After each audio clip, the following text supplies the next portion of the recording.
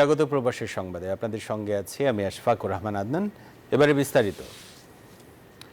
Vietnam সফল হলেও শুল্কহার কমানোর দর কষাকষিতে ব্যর্থ হয়েছে বাংলাদেশ। ৩ মাস আলোচনার সুযোগ পেয়েও তা কাজে লাগাতে পারেনি অন্তর্বর্তী সরকার। পূর্ব ঘোষিত শুল্কহার থেকে মাত্র 2% কমিয়ে বাংলাদেশের উপর 35% শুল্ক আরোপ করেছেন মার্কিন প্রেসিডেন্ট। রপ্তানিকারকরা বলছেন, সরকারের এমন ব্যর্থতায় কঠিন প্রতিযোগিতার মুখে দেশের রপ্তানি খাত। তবে অর্থ উপদেষ্টা বলেছেন, এখনও সুযোগ রয়েছে আলোচনার। বিস্তারিত রিয়াজ সুমনের রিপোর্টে। গত এপ্রিলে বিশ্বের বেশ কিছু দেশ থেকে পণ্য আমদানিতে বিভিন্ন হারে অতিরিক্ত শুল্ক আরোপ করে মার্কিন প্রেসিডেন্ট, যে তালিকায় বাংলাদেশের নামের পাশে বসে 37% পারস্পরিক শুল্ক। এতে হুমকিতে পড়ে আমেরিকায় বাংলাদেশের $8.5 বিলিয়ন রপ্তানি। যদিও প্রধান উপদেষ্টার চিঠিতে সেটি 90 দিনের জন্য স্থগিত করেন ট্রাম্প।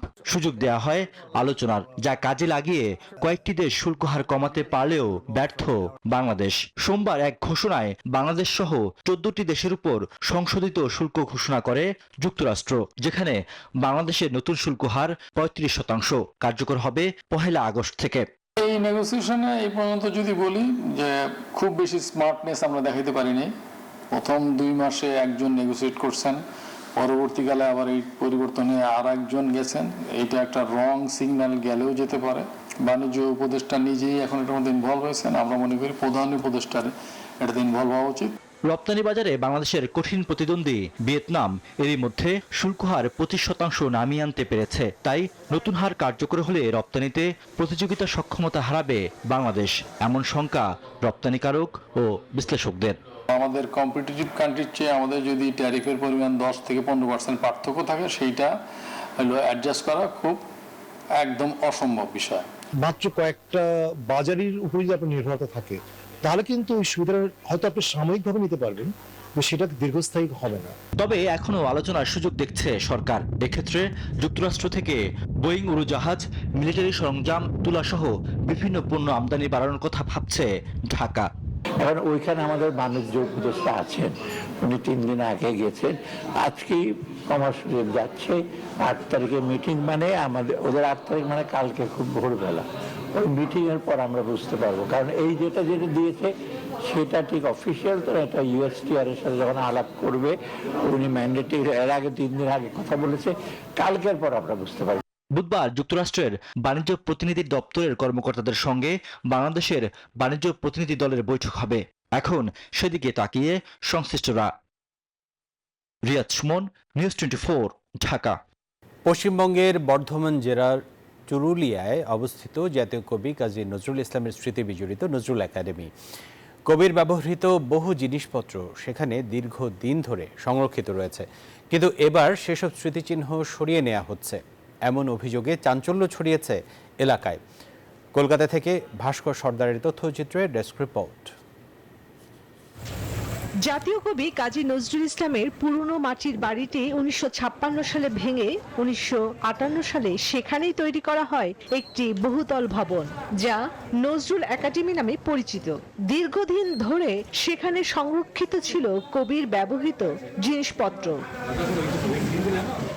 এবার জন্মভিটের এই মিউজিয়াম থেকে কবির সেই সব স্মৃতিগুলো ওই জেলারই আসানসোলে অবস্থিত কাজী নজরুল বিশ্ববিদ্যালয় কর্তৃপক্ষ তুলে নিয়ে যাচ্ছে বলে 7 জুলাই অভিযোগ করা হয়। এমন অভিযোগ জানিয়ে চুরুলিয়ায় সংবাদ সম্মেলন করেছেন কবির ভ্রাতুষ্পুত্র কাজী আলী রেজা। নজরুল পরিবারের অভিযোগ, এই পদক্ষেপ পূর্ব ঘোষণার তোয়াক্কা না করেই নেওয়া হয়েছে। বলেছি যে এটা সম্ভব নয়। ইতিমধ্যে আপনাদেরকে একটু আগে যেটা বলছিলাম যে 2টা মাল নিয়ে যাওয়ার চেষ্টা করেছিল, একটা নিয়ে গেছে, ওই কি নিয়ে গেছে কি জানি, কাকে বলেনি, আর একটা আমরা নামিয়ে নিয়েছি মালগুলো। তখন কথা হচ্ছে যে এইটা যদি চলে যায় তাহলে এই যে অ্যাট্রাকশন একটা নজরুল একাডেমিকে দেখার জন্য, কবি জন্মভূমিকে দেখার জন্য, কিন্তু আর আমার মনে হয় যে এটা কিছু থাকবে না। তারা শুধু এখান থেকে কিভাবে একটা লুট করা যায় সেটা ভাবছেন। অন্যদিকে আসানসোলের কাজী নজরুল বিশ্ববিদ্যালয়ের দাবি, এটি রাজ্য সরকারের প্রকল্পের অংশ। মিউজিয়াম আধুনিকীকরণের কাজ চলায় সাময়িকভাবে স্মারকগুলো সংরক্ষণের জন্য নেওয়া হয়েছে। নজরুল একাডেমির এখন কোনো অস্তিত্ব নেই। নজরুল একাডেমির যে জিনিসগুলো ছিল, বাড়ি বা মিউজিয়াম যা ছিল, সেগুলো এখন ইউনিভার্সিটির সম্পত্তি। এবার আপনারা জানেন যে চুরুলিয়া অনেকদিন ধরেই অবহেলিত ছিল। আমরা আমাদের পশ্চিমবঙ্গ সরকারের উদ্যোগে এবং আমাদের মাননীয় মুখ্যমন্ত্রীর উদ্যোগে আমাদের ওখানকার একটা রিনোভেশনের কাজ চলছে এবং অলরেডি এটার জন্য প্রায় 1.5 কোটি টাকা স্যাংশন হয়েছে এবং আমাদের পশ্চিমবঙ্গ সরকারের ট্যুরিজম ডিপার্টমেন্ট এই পুরো ডেভেলপমেন্টটা করছে। পশ্চিমবঙ্গে নজরুলের সংগ্রহশালা থেকে কবির ব্যবহৃত জিনিস সরানোয় ক্ষোভ পরিবারের একাংশের। জাতীয় কবি নজরুল ইসলাম শুধু একজন মানুষ নন, একটি প্রেরণা। তাকে ঘিরে বিতর্ক নয়, হোক সম্মান আর সংরক্ষণের উদাহরণ। এটাই চাওয়া সংশ্লিষ্টদের। Desk report, news 24। মুসলিম মিল্লাতের মহান জাতীয় ইমানি শহীদ দিবস শাহাদাতে কারবালা উপলক্ষে পূর্ব লন্ডনে অনুষ্ঠিত হয়েছে এক বিশাল ইমানি শোক র্যালি। ওয়ার্ল্ড সুন্নি মুভমেন্ট ও ওয়ার্ল্ড হিউম্যানিটি রেভলিউশন যুক্তরাজ্য শাখার আয়োজনে এই শোক র্যালি অনুষ্ঠিত হয় সংগঠনের প্রতিষ্ঠাতা আল্লামা ইমাম হায়াতের দিক নির্দেশনায়। এতে সভাপতিত্ব করেন যুক্তরাজ্য শাখার আহ্বায়ক নুরুল ইসলাম রাহাত।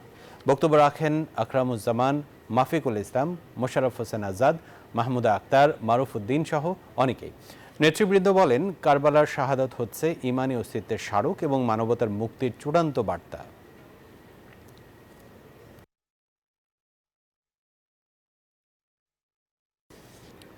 লন্ডনে শেরপুর ওয়েলফেয়ার ট্রাস্টের উদ্যোগে ঈদ পুনর্মিলনী অনুষ্ঠিত হয়েছে। রবিবার পূর্ব লন্ডনের রয়্যাল বেঙ্গল রেস্টুরেন্টে এই সভা অনুষ্ঠিত হয়। সংগঠনের সভাপতি রানু মিয়ার সভাপতিত্বে সভায় ট্রাস্টের বিভিন্ন প্রজেক্টের সার্বিক বিষয় নিয়ে আলোচনা করা হয়। অতিথি হিসেবে উপস্থিত ছিলেন তাজপুর ডিগ্রি কলেজের সাবেক অধ্যাপক লুৎফুর রহমান। উপস্থিত ছিলেন আলী আহমদ মিয়া, আবুল কালাম আজাদ, অধ্যাপক ফেরদৌস আলম নৌশা, প্রভাষক জয়নাল আবেদিন, আব্দুল ওদুদ, মুজাহিদ আলী, জায়েদ মিয়া সহ আরও অনেকে।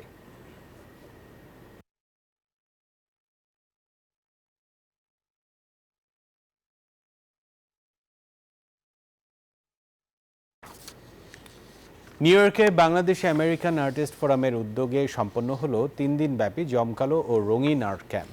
মেলোডি অফ ইন্ডিপেন্ডেন্স শিরোনামে আয়োজিত এবারের ক্যাম্প ছিল এক অনন্য শিল্প উৎসব। যুক্তরাষ্ট্রের স্বাধীনতা দিবস উপলক্ষে আয়োজিত এই আসরে অংশ নেন বাংলাদেশ, কানাডা ও আমেরিকার বিভিন্ন স্টেট থেকে আসা খ্যাতনামা শিল্পীরা। নিউ ইয়র্ক থেকে আরিফুর রহমানের তথ্যচিত্রে ডেস্ক রিপোর্ট। 4 জুলাই নিউ ইয়র্কের লং আইল্যান্ডের এলিগেন্স টেরেসে শুরু হওয়া এই উৎসবের উদ্বোধন করেন আর্থার আজাদ। আয়োজনটি উপস্থাপনা করেন শেখ তানভীর আহমেদ। উৎসবে সার্বিক সহায়তায় ছিল ওয়ান অর্গানাইজেশন। বিশাল ক্যানভাসে 37 জন শিল্পীর চিত্রকর্মে উঠে আসে আমেরিকা ও বাংলাদেশের বন্ধুত্বের প্রতিচ্ছবি। দ্বিতীয় দিনে চলে ছবি আঁকা ও সাংস্কৃতিক পরিবেশনা, গান, আবৃত্তি ও আলোচনা। যারা আর্ট লাভার, যারা আমাকে পছন্দ করেন, আমি তাদেরকে আবারও আমন্ত্রণ করছি। এখানে আমেরিকার বিভিন্ন স্টেট থেকে বাংলাদেশি আমেরিকান আর্টিস্ট যারা তারা যোগদান করে। তৃতীয় দিন ছিল শিশু কিশোরদের জন্য উৎসর্গীকৃত। শতাধিক শিশুর অংশগ্রহণে হয় আর্ট ওয়ার্কশপ ও প্রতিযোগিতা। এছাড়াও তরুণ প্রজন্মের জন্য ছিল বিশেষ একটি সেশন, যেখানে যোগ দেন মুক্তিযোদ্ধা তাজুল ইমাম, সাংবাদিক খালেদ মহিউদ্দিন সহ অনেকে। 11তম আর্ট ক্যাম্প 2025, এটাতে আমরা অংশগ্রহণ করতে পেরে আমরা আনন্দিত বোধ করতেছি। আমি খুবই সৌভাগ্যবান নিজেকে মনে করছি যে শিল্পীদের এরকম একটা মহতী উদ্যোগ, সকলে মিলে এখানে একসঙ্গে ছবি আঁকছেন এবং মত বিনিময় হচ্ছে। আমি এর উত্তরোত্তর সফলতা কামনা করছি। এই বিপুল সংখ্যক স্বনামধন্য শিল্পীদের অংশগ্রহণ, বাংলাদেশ থেকে আসা বিশিষ্ট অধ্যাপক, চারুকলার এবং অনেক সুধী অসংখ্য মানুষের উপস্থিতি খুবই অসাধারণ। শেষে ধন্যবাদ জানান আয়োজকরা। ইভেন্ট পার্টনার ছিল এলিগেন্স টেরেস। আমেরিকার সমৃদ্ধি কামনা, বিশ্বব্যাপী শান্তির প্রত্যাশা, প্রিয় মাতৃভূমি বাংলাদেশের প্রতিচ্ছবি, সব মিলিয়ে তৈরি হয় এক নান্দনিক পরিবেশ। Desk report, news 24। জোট না গড়লেও আসন ভাগাভাগি করে বিএনপির প্রতিপক্ষ হয়ে ভোটের মাঠে নামতে চায় ইসলামী দলগুলো। বিএনপির বিকল্প হিসেবে নিজেদের অবস্থান প্রতিষ্ঠার চেষ্টা করছে তারা। ইসলামী দলগুলোর লক্ষ্য একটাই, সব আসনে একক প্রার্থী দিয়ে শক্তিশালী বিকল্প ভোট বাক্স তৈরি করা। এমন গুঞ্জন রয়েছে রাজনীতির ময়দানে। বিশ্লেষকরা বলছেন দলগুলোর এক এক সময় এক এক ধরনের অবস্থানের পেছনে রয়েছে রাজনৈতিক স্বার্থ। মাহমুদ হাসানের প্রতিবেদন। জুলাই অভ্যুত্থানের পর অন্য অনেক কিছুর মতো বদলে দিয়েছে বাংলাদেশের রাজনীতির সমীকরণ। ছেদ পড়েছে বিএনপি জামায়াতের প্রায় 2 যুগের সম্পর্ক। অন্যদিকে পুরাতন বিভেদ ভুলে কাছে আসছে জামাত, ইসলামী আন্দোলন সহ ইসলামপন্থী দলগুলো। দীর্ঘদিনের মতপার্থক্য একপাশে রেখে আগামী নির্বাচন ঘিরে সমঝোতার পথে ইসলামী দলগুলো। তাই তো নতুন করে ইসলামী দলগুলো এক টেবিলে। তবে এবার আর বিএনপির সঙ্গে নয়, বরং প্রতিপক্ষ হিসেবেই দেখা হচ্ছে বিএনপিকে। তাই তো আগামী নির্বাচনে বিএনপির বিপক্ষে শক্ত অবস্থান তৈরির চেষ্টা চালাচ্ছে ইসলামী দলগুলো। জোট না করলেও এরই মধ্যে সমঝোতার ভিত্তিতে জামাত, ইসলামী আন্দোলন সহ বেশ কয়েকটি ইসলামী দল আসন ভাগাভাগি করতে পারে বলে গুঞ্জন রয়েছে রাজনৈতিক অঙ্গনে। পিআর পদ্ধতি, প্রপোর্শনাল রিপ্রেজেন্টেশন, একটি মহল থেকে এর বিরুদ্ধে নানান প্রোপাগান্ডা শুরু করা হয়েছে। বিশ্লেষকরা বলছেন রাজনৈতিক স্বার্থ হাসিল করতেই ইসলামী দলগুলো এক এক সময় এক এক ধরনের কথা বলছে। সামনে নিয়ে আসছে পিআর পদ্ধতিতে নির্বাচন সহ নানা ইস্যু। তবে বিএনপির সঙ্গে সমঝোতা করে ইসলামী দলগুলো বিরোধী দল হলে সংসদে গুরুত্ব হারাবে। যদি সমঝোতা হয় তাহলে সমঝোতা হলো ওই বিরোধিতার জায়গাটা আমার মনে হয় দুর্বল হয়ে যেতে বাধ্য। এই 18 নির্বাচনের কথাই যদি বলি, জামাতের লোকেরা কি দাড়ি পাল্লা ছেড়ে ধানের শেষ মার্কায় ভোট করেনি? মানুষ কি ভুলে গেছে? মানুষ তো ভুলে যায়নি। এখন তারা আবার ভিন্ন রকমের রাজনীতি করতে যাচ্ছেন। বিশ্লেষকদের কেউ কেউ মনে করেন বিএনপির প্রার্থী নির্বাচনের ওপর অনেকটা নির্ভর করছে ইসলামী দলগুলোর সফলতা। জোট হোক আর না হোক, জনগণ থেকে বিচ্ছিন্ন না হলে বিএনপির প্রার্থীদের তেমন সমস্যা হবে না বলেও মত তাদের। এবারে আমার ধারণা যে রাজনীতির ক্ষেত্রে, প্রার্থী নির্ধারণের ক্ষেত্রে নতুন দৃষ্টিভঙ্গি কাজ করবে। তারুণ্যের একটা জয়গান আমরা দেখব। 3 কোটির মতো নতুন ভোটার ভোট দিবে। সেক্ষেত্রে বিএনপি কিরকম প্রার্থী দেয় তার উপরে কিন্তু নির্ভর করবে এই জোটগুলো বা ছোট ছোট সংগঠনগুলোর সফলতা। গোপনে না থেকে যদি এই শক্তিটা প্রকাশ্যে থাকে, প্রকাশ্যে থেকে রাজনীতি করে, এটা ভালো। তাহলে হবে কি, প্রতিনিয়ত তারা জনগণের মনের অবস্থার সাথে একটা ক্রিয়া প্রতিক্রিয়ার মধ্যে দিয়ে থাকবে। নির্বাচন ঘিরে বিভেদ বাড়লেও দেশের স্বার্থে জুলাই আন্দোলনের লক্ষ্য পূরণে রাজনৈতিক দলগুলোর মধ্যে ঐক্য থাকা প্রয়োজন বলে মনে করেন বিশ্লেষকরা। ইমপ্যাক্ট ভালো হয়। মাহমুদ হাসান, নিউজ 24, ঢাকা। প্রকৃত গণতন্ত্র প্রতিষ্ঠায় মানুষের কথা বলার স্বাধীনতা নিশ্চিত করতে হবে বলে মন্তব্য করেছেন বিএনপি মহাসচিব মির্জা ফখরুল ইসলাম আলমগীর। অন্যদিকে বিএনপির সিনিয়র যুগ্ম মহাসচিব রুহুল কবির রিজভী বলেছেন পরিকল্পিতভাবে মব কালচার তৈরি করে নির্বাচন পেছানোর পায়তারা চলছে। দলটির আরেক নেতা শামসুজ্জামান দুদু বলেন, যারা হাসিনার পুনর্বাসন চায় তারাই পিআর পদ্ধতিতে নির্বাচন চাইছে। সাইফুল ইসলামের রিপোর্ট। রাজধানীর বাংলা একাডেমিতে এই বিতর্ক প্রতিযোগিতার সমাপনীতে প্রধান অতিথি বিএনপি মহাসচিব মির্জা ফখরুল ইসলাম আলমগীর বলেন, স্বাধীনতার এত বছরেও দেশে প্রকৃত গণতন্ত্র প্রতিষ্ঠিত না হওয়া জাতির জন্য দুঃখজনক। ভিন্নমতকে দমনের বদলে মত প্রকাশের স্বাধীনতা নিশ্চিত করাই প্রকৃত গণতন্ত্র বলে মন্তব্য করেন তিনি। আমরা লিবারেল ডেমোক্রেসিতে বিশ্বাস করি। আমরা বিশ্বাস করি যে আমার কথা বলার স্বাধীনতা থাকতে হবে, তোমারও কথা বলার স্বাধীনতা থাকতে হবে, এবং এটাই হচ্ছে উপযুক্ত একটা ডেমোক্রেসি। বাংলাদেশের দুর্ভাগ্য যে বাংলাদেশি গণতন্ত্রটা চর্চা হয়নি, এবং এটা বোধহয় সম্ভবত লিগেসি অফ পাকিস্তান পলিটিক্স থেকে এটা এখানে হয়নি।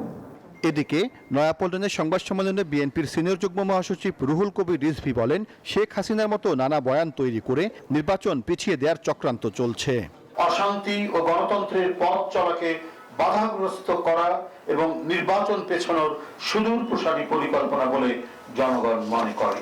অন্যদিকে জাতীয় প্রেস ক্লাবে জুলাই আগস্ট গণ অভ্যুত্থানে শহীদদের স্মরণ সভায় যোগ দেন বিএনপির ভাইস চেয়ারম্যান শামসুজ্জামান দুদু। বলেন, পিআর পদ্ধতিতে নির্বাচনের কথা বলে পতিত ফ্যাসিস্টকে ফিরিয়ে আনার ষড়যন্ত্র শুরু হয়েছে। যারা কোনো না কোনো অন্ধকারের শক্তিকে পুনর্বাসন করতে চায়, মানে আওয়ামী লীগকে পুনর্বাসন করতে চায়, কায়দা কানুন তারা ধরছে পিআর।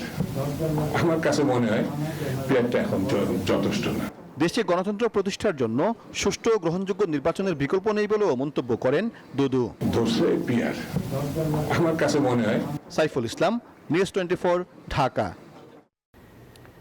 বিগত ৩ নির্বাচনকে বৈধ বলা পর্যবেক্ষকদের ত্রয়োদশ সংসদ নির্বাচনে সুযোগ দেয়া হবে না বলে সাফ জানিয়েছেন প্রধান নির্বাচন কমিশনার এএমএম নাসির উদ্দিন। এরই মধ্যে পর্যবেক্ষক নীতিমালা তৈরি করেছে বলে জানান তিনি। এর আগে বাংলাদেশে নিযুক্ত কানাডার রাষ্ট্রদূতের সঙ্গে বৈঠক করেন সিইসি। বলেন, আগামীতে একটি সুষ্ঠু গ্রহণযোগ্য নির্বাচন দেখতে চায় কানাডা। বিগত ৩ জাতীয় নির্বাচনে পর্যবেক্ষণ করেছেন দেশি বিদেশি অনেক পর্যবেক্ষক। এসব নির্বাচনে কারচুপি হলেও পর্যবেক্ষকরা তার বৈধতা দিয়েছেন বলে অভিযোগ করেন প্রধান নির্বাচন কমিশনার এএমএম নাসির উদ্দিন। তাই আগের ৩ নির্বাচনকে বৈধতা দেয়া পর্যবেক্ষকরা আগামী নির্বাচনে ডাক পাবেন না বলে সাফ জানান তিনি। গত 3টা নির্বাচনকে সার্টিফিকেট দিয়েছে যে খুব সুন্দর নির্বাচন হয়েছে, অ্যাকসেপ্টেবল ক্রেডিবল নির্বাচন হয়েছে, তো তাদেরকে কি আমাদের নেওয়া উচিত? আমরা নিব, দেখে শুনে নিব যারা ডিপেন্ডেবল, রিলায়েবল এবং যাদের এক্সপিরিয়েন্স আছে। আমি ফরেন অবজার্ভের কথা বলছি, যাদের এক্সপিরিয়েন্স আছে বিভিন্ন দেশে, তারা হয়তো ইলেকশন অবজার্ভ করেছে, ওই ধরনেরই আমরা নিব। মঙ্গলবার নির্বাচন কমিশনে বাংলাদেশে নিযুক্ত কানাডার হাই কমিশনার অজিত সিং এর সঙ্গে সাক্ষাৎ শেষে এসব কথা জানান সিইসি। বলেন, নির্বাচনী প্রস্তুতি নিয়ে জানতে চেয়েছে কানাডা। পাশাপাশি আগামী নির্বাচনে এআই এর অপব্যবহার রোধে কানাডার সহযোগিতা চেয়েছে ইসি। প্রস্তুতির বিষয়টা বিস্তারিত আমরা জানিয়েছি। বিকালে reporters forum for election and democracy RFED নির্বাচন কমিশনে ফল উৎসবের আয়োজন করে। সেখানে সিইসি বলেন, সরকারি কর্মকর্তা ও আইন শৃঙ্খলা বাহিনী আন্তরিক হলে একটি সুষ্ঠু নির্বাচন করা সম্ভব। আসুন আমরা প্রমাণ করি, আমরা 91-তে যেমন পেরেছি, 96-তে যেমন পেরেছি, 2001-এ যেমন পেরেছি, এবারও ইনশাল্লাহ সেভাবে আমরা প্রমাণ করে ছাড়বো যে আমাদের এই ক্যাপাবিলিটি আছে, এই সক্ষমতা আছে এবং আমরা চাইলে এটা আমরা করতে পারি। নির্বাচনের তারিখ যথাসময়ে জানানো হবে বলেও জানান সিইসি। সরকারি চাকরি করেছি তো। অন্তরা বিশ্বাস, নিউজ 24, ঢাকা। উদ্ভট সিদ্ধান্ত আর ক্ষমতার কাছাকাছি থাকতে বুড়িয়া হিসেবে পরিচিত জাতীয় পার্টি এবার ফের আলোচনায়। ফ্যাসিবাদের দোসর হিসেবে তকমা পেয়ে এমনিতেই খাদের কিনারে থাকা এই দলের চেয়ারম্যান, মহাসচিব সহ 3 সিনিয়র নেতাকে অব্যাহতি দিয়ে ফের আলোচনার জন্ম দিয়েছেন। যদিও অব্যাহতি পাওয়াদের দাবি এই সিদ্ধান্ত অগণতান্ত্রিক এবং অবৈধ। আর নতুন মহাসচিব বলছেন, অব্যাহতি পাওয়ারা চেয়ারম্যানকে অপসারণের চক্রান্তে লিপ্ত ছিলেন। মুরসালিন হক জোনায়েদের রিপোর্টে দেখুন বিস্তারিত। জন্ম 1986 সালে। প্রায় 4 দশকের রাজনৈতিক পথচলায় হুসেইন মোহাম্মদ এরশাদের জাতীয় পার্টি ভেঙেছে 7 বার। গড়ে প্রতি 5 বছরের কিছু বেশি সময় পরপর ওলটপালট হয়েছে লাঙল প্রতীকের দলটি। বলা যায় 90 পরবর্তী প্রায় প্রতিটি জাতীয় সংসদ নির্বাচনের আগে পরে নেতৃত্ব দখল আর বেদখলেই সময় কাটিয়েছে এরশাদের জাতীয় পার্টি।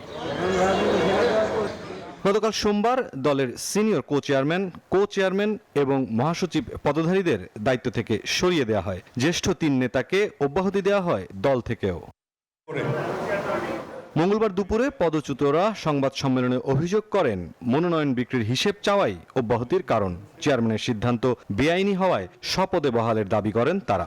দলকে একটু গণতন্ত্রমুখী করার জন্য দলের হিসাব চাওয়ার কারণে, দল একটা যৌথ নেতৃত্ব গড়ে তুলবার জন্য দাবি করার কারণে আপনি কাউন্সিলকে সামনে রেখে দলের 10 জন সিনিয়র নেতা তাদেরকে আপনি বিনা কারণে প্রাথমিক সদস্য পদ থেকে তাদের পদ থেকে অবহেলা দিলেন। এটা কি ঠিক হলো? প্রেসিডিয়াম মিটিং এর সিদ্ধান্তের কথা বলছেন, এই সিদ্ধান্ত সম্পূর্ণরূপে এবং অবৈধ। সুতরাং আমি মনে করি আমরা এখনো পার্টিতে সরকারের বহাল আছি। জানান, রাতের অন্ধকারে কিভাবে চেয়ারম্যান পদ ছিনিয়ে নিয়েছিলেন জিএম কাদের। জিএম কাদের কিভাবে একদিন চেয়ারম্যান হন, রাতের অন্ধকারে যে লোকটি তখন মৃত্যুর পথ জানতে রাত 11টা থেকে 12টার মধ্যে তাকে ঘুম থেকে উঠিয়ে জোর করে তার সিগনেচার দেওয়া।